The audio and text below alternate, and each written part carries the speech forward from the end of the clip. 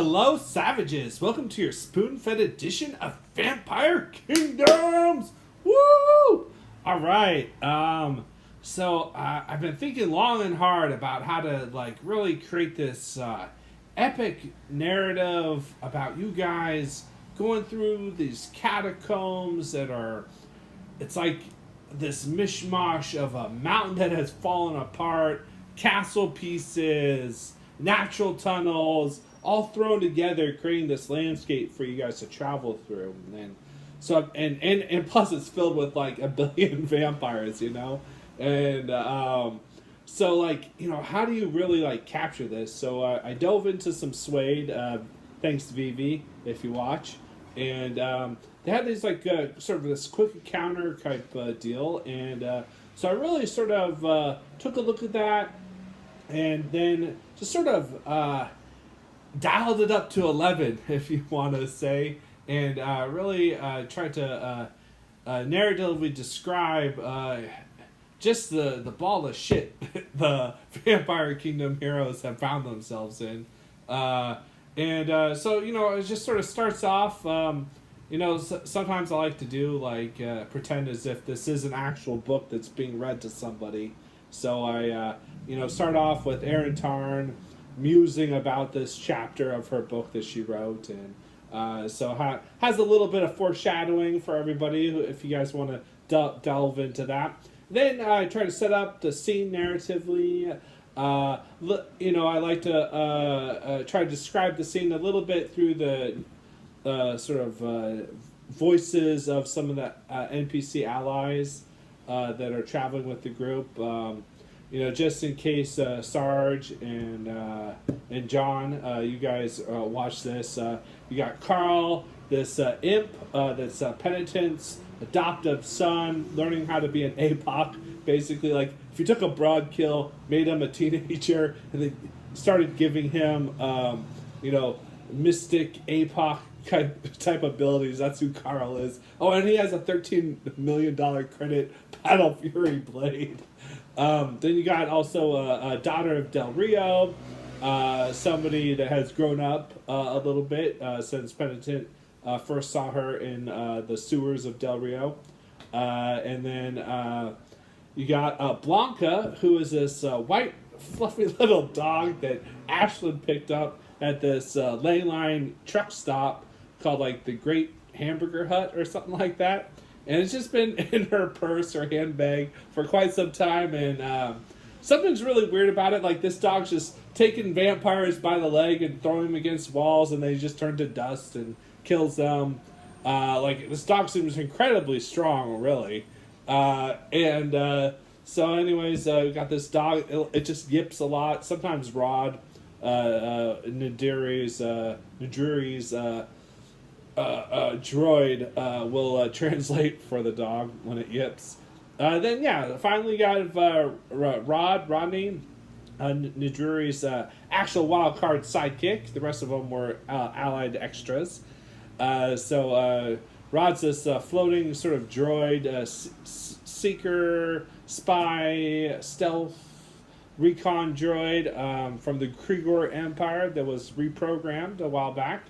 And the droid has this basketball-shaped object that's a sphere that purportedly can destroy all vampires that the group had recovered. And seems like the vampires want it back. Bad. So there's a little drama there. So that's Rod. He has battle mode where armor extends over him, and I don't know if he has a railgun or a laser. He has some cool weapon, and he can start shooting people with it. So those are I try to put those guys in, give a little flavor, and then I have a little bit about Asinir's, the God of Vengeance. If you guys know Derek on the boards, it's his creation, and I just sort of rolled with it. I like Asinir. I use him in another adventure. And so he's fighting XY. If you guys aren't sure who XY is, it's okay. He only founded the Palladium universe and is one evil motherfucker. He's fighting him and doing his best, and Yeah, and then XY actually temporarily foils Aster and comes down onto the plane of man and starts spurring these vampires to greater ferocity and higher heights, making it that much more difficult for the heroes. Go XY, nice, well played, and. Man, you guys are gonna rule the day when you could just let XY just mosey along the battlefield, but yeah, somebody had to banish XY. He's pretty pissed. Now it's we're on to then I have like this like individual sort of vignettes for the characters, painstakingly crafted over countless hours, like a fine artwork, like a Picasso painting the Sistine Chapel or something like that. Some of them are pretty dark and might pull at your heartstrings a little bit, but hopefully gives you guys a really good sense of emotion here. The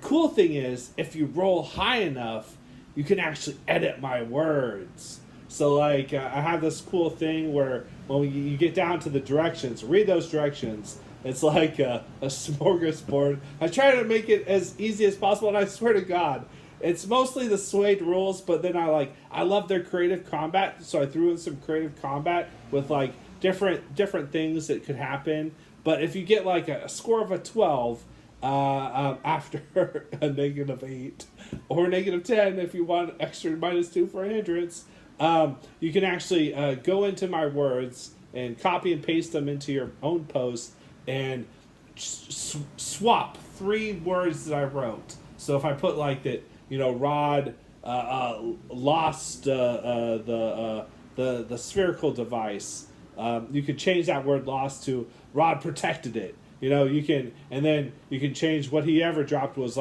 some kind of decoy that he created. So you can change my words a little bit. It gives you some limited narrative control. You can't just delete it and then re-put it, but change my words. 3 words I thought could be changed, or you could just add 3 sentences extra to sort of reshape the narrative if you roll high enough into something that's even more epic and more interesting for your character. That's pretty much the post. Make sure you guys do read those directions. It's only a few steps. And the other thing on those directions is PowerPoints, right? So my thinking was how cool would it be if you guys made this epic trek through these catacombs and fought and exhausted, just an epic tale, getting to the very end, and then you get to the end scene and we'll do a tactical combat or something like that. But the thing is, it's you guys are just exhausted, maybe wounded. Just completely out of PowerPoints, and just what else can we do? And then you got one last fight, and you're just it's time to man up. That's right. That's what Penitent will say some kind of epic thou shalt rise, or a mountain and topple over the ocean, or something crazy and So I just thought, man, I don't want to do and so I was just thinking about how to. Sorry, there's some motorcycle going down the street. So just thinking about how can you narratively do this? And so I was looking at Sway. They said you could talk to the players about how many PowerPoints they were going to spend. So instead of having it 66, 3d6, 10d6, I just went with a quarter of your PowerPoints because I'm going to do 4 of these for you guys to get you all the way to the end. So a quarter of the PowerPoints, but you can alter how many PowerPoints are spent by spending a Benny or taking a Benny, and you can increase or decrease the PowerPoint spent. And so I tried to give an example of maybe you are that guy with named Nadure, Nadure with the wizard edge, with all the rapid recharge edges, and PowerPoint's just coming over so easy to you, and you hardly use any. Well, you know what? Tell that story about how you went Nova, man. You just lit the shit up and completely, used up a quarter. Or if you're just I'm going to use all my PowerPoints now and take 3 pennies. John, thank you very much. Tell that story how you just lit it up and destroyed 20,000 vampires. Because I guarantee you, there's another 100,000 coming down the pipe. This is Vampires Kingdoms. Go, don't leave it small. Go big or go home. All right. I'll see you guys later. Have a good one, guys. Stay savage.